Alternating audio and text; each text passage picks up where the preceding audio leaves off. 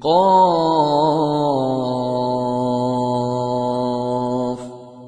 Assalamu alaikum wa rahmatullahi wa barakatuhu. I'm back. So today here in Italy it's holiday, and so I was having another nice walk, and I thought it was the perfect occasion to talk about another video from Speaker's Corner. And thank you first of all for all those that viewed the video. I think it was 180. Not that I really care about the visualization per se, but it's really nice to know that, subhanAllah, we have such a strong instrument such as YouTube, and in one, like overnight, 180, it's as if you spoke with in a room with 180 people. And wallahi, if we use this instrument in a good way, I think it could be a good witness for us in Yawm al-Qiyamah. So the video I wanted to talk with you, the video I wanted to talk about with you today is a video where brother Mansur, many who watch Dawah videos probably know him. Brother Mansur speaks with an atheist. Actually, there were two of them, and again, I will try to link the video in the description. And I really like the argument that was given by Mansur. I think it's one of the strongest arguments, and we will try to develop on that. But the problem is that the counterpart didn't seem to understand it. Mansur was really good, mashallah, to explain it, but they didn't want to follow.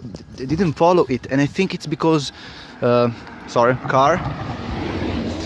Yeah, I think it's because they didn't know about the argument. So, for example, if I say something like contingency, and the guy doesn't understand it, it's really hard to let the other understand if he doesn't have some background on what contingency means, and so on and so forth. So the argument is like, it's really simple, and it's like this, like more than giving it like an argument, let's try to reflect this. So we see that something exists. We see our universe, whatever thing lies beyond it, or even just the earth. We know that something is, and we know that nothing, and I'm not speaking about Lawrence Krauss's nothing. That thing became like a joke on the internet and in the academia, highly criticized. I'm not speaking about that nothing. I'm speaking about real nothing, the philosophical concept of nothing, defined as the absence of everything. Everything and anything, right? Absolute nothingness. It cannot produce anything. It cannot cause anything, because by definition nothing cannot interact, cannot engage in any causal relation, or it can cause anything. I mean, it's a really simple concept, but people often get confused in it. So we could even say that it is more like a concept that we use. So we see that something instead is, which is amazing per se. But if we reflect on this point, we understand that existence, the concept of existence, is necessary. Because if existence, by definition, car, yep. So if existence, by definition, cannot be brought about by nothingness, it means that existence is all that is. I try to explain it in a different way. Well, we know that this universe exists. We know the planet Earth exists, and we know that it was caused by something else. And we know even that the whole universe exists, and we will prove in a little time that it is also caused, the physical contingent reality. But the very concept of existence, that cannot be caused by anything. There is an entity, there is something which is, and that cannot not be. And this is what in Arabic is called something which has the quality of wajibul wujud, which literally means the thing, the entity whose existence is necessary. Now, I think everyone can agree with this point, but the interesting point now is this. What is this necessary thing? The atheist, or maybe the agnostic, would say something like, well, the existence itself, the whole of the physical existence is necessary for the reasons that you have said. But there is a trick. There is a way not to fall into this philosophical trap, in a sense. How? Well, there are many philosophers who spoke about it. Leibniz is one of them. But we will go to the Quran. And Allah subhanahu wa ta'ala in the Quran gives an amazing argument in Surah Al-Waqiyah, which is, I mean, if you really understand it, it really blows your mind, and it requires a video per se. But let's just take a little part of this argument. And the argument says, Surah Al-Waqiyah, by the end of Surah Al-Waqiyah, or maybe the last third, it speaks, God literally says, we created you. Will you not then believe? نحن خلقناكم أفلا تذكرون أفلا تصدقون. And then he explains, and he says, do you see? So he's going to explain the argument proving that he exists and that we were created by him. He says, do you see what you emit as a liquid? Talking about a liquid for the sperm, right? And then he says, do you create it, or are we the creators? So the question is, I know I didn't cause it, but how do I know it's God who did it? God explained it. We decreed between you death. We decreed death among you, and nothing can surpass us in creating you in a different way. So okay, he's saying the creation is the way it is. Take the example of death. Death is there and could not be there. And we know now, in the DNA for example, that we are in a sense programmed to age and die. But let's just leave it for that right now. Then he goes on and he says, do you see the vegetation? Yes, we see it. And the verse continues. Oh, dogs. Wow. These are scary dogs, and I see them. So he says, do you see the vegetation? Are you the ones who create it? Of course, the answer is no. But God then says that He is the one. He says, did you create it, or are we the creators? And the answer is, well, again, I know I didn't cause it, but how do I know that God is the one who caused it? And He says, it is the way it is, but this is how vegetation is. But if we had wanted, we would have made it all gone bad. There would have been despair, right?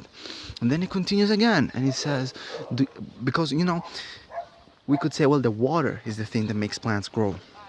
And God answers, and he says, do you see the man that comes down from the clouds? Yes, we see it. You see, we're learning a pattern here. Are you the ones who make it descend down? No, of course not. But how do we know that God is the one who does it? And then again he answers, if we had wanted, we would have made it non-drinkable. And we know that there are acidic rain even on other planets. God said, if I wanted, I could have made it that way. And again, last part, again, it does the same thing with fire. Do you see the fire? Are you the ones who did it? Or are you the ones who created its tree? Or are we the creators? We have made it useful, the tree, and we have made it useful, and a means of doing dhikr. And then he finishes the argument in an amazing way. He says, so. He starts by saying so, because this is a consequence of this argument, right? He says, so I swear by the very positioning of the stars. And that is an oath. And if you just knew, if you understood, it is absolute. Subhanallah. Why would he say it? Because you can make the same argument with stars. You see, people in the past believed that the planet Earth was all that there was.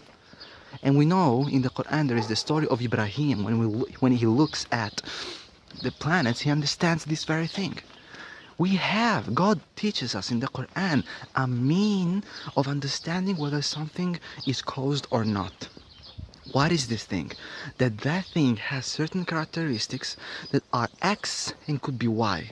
So we know, for example, that the universe has a rate of expansion. But the rate of expansion is X and not Y. It could be faster, it could be slower. This means, by definition, that there is something that determined that the expansion of the universe is that way.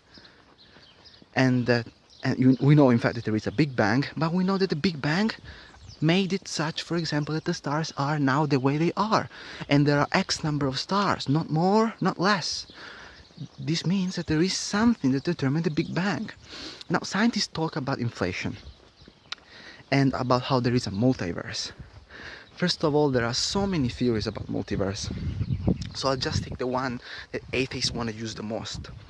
Because many actually scientists think that the multiverse is not infinite. They say that there are 10 to the power of 500 universes, but why not 10 to the power of 501? Many of them actually do not believe that all physical laws are manifested, because that's a blind belief. They have no proof. Just like we have many planets in the universe, we don't have all type of planets manifested, you see? Likewise, in the universe there might be a filter that allows only certain universes to arise. And more interestingly, there is a certain rate to the inflation and expansion of this multiverse, which we can say, luckily for the argument that this multiverse belief poses, well, the universes cannot communicate. But why? Why can't the universe communicate? Because the rate of expansion of the space, inflation, is such that it doesn't allow the universe to communicate.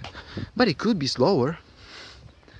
Let's leave aside all the crazy things that come with believing with the multiverse, like the fact, for example, that right now there is a you living in a multiverse that basically looks like the Jannah, like the paradise described in the Quran, and he has this, or the you has in his brain all the memories that you are living right now, and he's thinking he's gonna Jannah, and there is a voice, because of the initial condition of the universe, is making that guy believe that he is actually there. It's crazy, I know, and it's because the multiverse idea per se is crazy. But returning to the argument, to what Mansur said, because we know that all of a contingent reality is in fact contingent, therefore has certain characteristics that could be completely different, we understand that there is something that gave this existence the characteristics that it has.